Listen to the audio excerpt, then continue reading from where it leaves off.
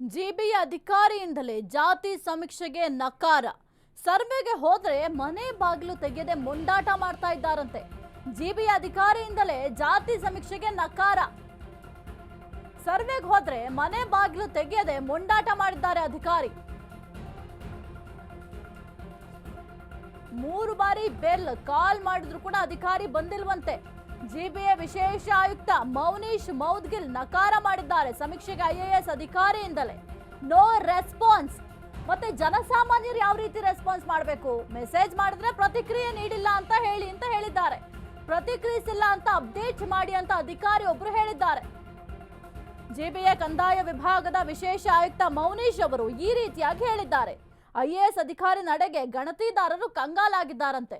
ಇವರೇ ಈ ರೀತಿಯಾಗಿ ಹೇಳಿದ್ರೆ ಇನ್ನು ಜನಸಾಮಾನ್ಯರು ಯಾವ ರೀತಿ ರೆಸ್ಪಾನ್ಸ್ ಮಾಡ್ತಾರೆ? ಸರ್ಕಾರದ ಅಧೀನದಲ್ಲಿ ಕೆಲಸ ಮಾಡುವಂತಹ ಅಧಿಕಾರಿಗಳು ಈ ಒಂದು ಸರ್ವೆಗೆ ರೆಸ್ಪಾನ್ಸ್ ಮಾಡಲ್ಲ ಅಂತ ಹೇಳಿದ್ರೆ ಜನಸಾಮಾನ್ಯರು ಅದು ಹೆಂಗ್ರಿ ರೆಸ್ಪಾನ್ಸ್ ಮಾಡ್ತಾರೆ? ನೀವೇ ಈ ರೀತಿಯಾಗಿ ಗಣತಿದಾರರಿಗೆ ನಾನು ಇಲ್ಲ ಅಂತ ಹೇಳಿ ರೆಸ್ಪಾನ್ಸ್ ಮಾಡಿಲ್ಲ ಅಂತ ಹೇಳಿ ಅಪ್ಡೇಟ್ ಮಾಡ್ಕೊಳ್ಳಿ ಅದನ್ನೇ ಅಂತ ಹೇಳ್ತೀರಾ ಅಂತಂದ್ರೆ ಜನಸಾಮಾನ್ಯರು ಅದನ್ನೇ ಹೇಳ್ತಾರೆ. ಹಾಗಾದ್ರೆ ಈ ಜಾತಿ ಸಮೀಕ್ಷೆಗೆ ಏನ್ ಬೆಲೆ ಬರುತ್ತೆ? ನೀವು ಬೇರೆಯವ್ರಿಗೆ ಬುದ್ಧಿ ಹೇಳಬೇಕು, ಈ ಜಾತಿ ಸಮೀಕ್ಷೆಯಲ್ಲಿ ಭಾಗಿಯಾಗಿ ಅಂತ ಹೇಳಬೇಕು. ಅದನ್ನ ಬಿಟ್ಟು ಈ ಅಧಿಕಾರಿನೇ ಹಿಂಗ್ ಮಾಡ್ತಾರೆ, ಅದು ಕೂಡ IAS ಅಧಿಕಾರಿ. ಜಿಬಿಯ ವಿಶೇಷ ಆಯುಕ್ತರಾಗಿದ್ದಂತಹ ಮೌನೀಶ್ ಮೌದ್ಗಿಲ್ ಅವರು ಈ ರೀತಿಯಾಗಿ ರಿಯಾಕ್ಟ್ ಮಾಡ್ತಾರೆ ಅಂತ ಅಂದ್ರೆ ಬೇರೆಯವ್ರು ಹೆಂಗೆ ಇದಕ್ಕೆ ರೆಸ್ಪಾನ್ಸ್ ಮಾಡೋದಕ್ಕೆ ಸಾಧ್ಯ ಆಗುತ್ತೆ? ಇವ್ರ ವಿರುದ್ಧ ಸರ್ಕಾರ ಏನು ಕ್ರಮ ತಗೊಳುತ್ತೆ? ಹಾಗಾದ್ರೆ ಸರ್ಕಾರದ ಅಧೀನದಲ್ಲಿ ಕೆಲಸ ಮಾಡುವಂತಹ ಅಧಿಕಾರಿಯವರ ಇಷ್ಟೊಂದು ಕೇರ್ಲೆಸ್ ಮಾಡ್ತಾರೆ, ನೆಗ್ಲೆಕ್ಟ್ ಮಾಡ್ತಾರೆ.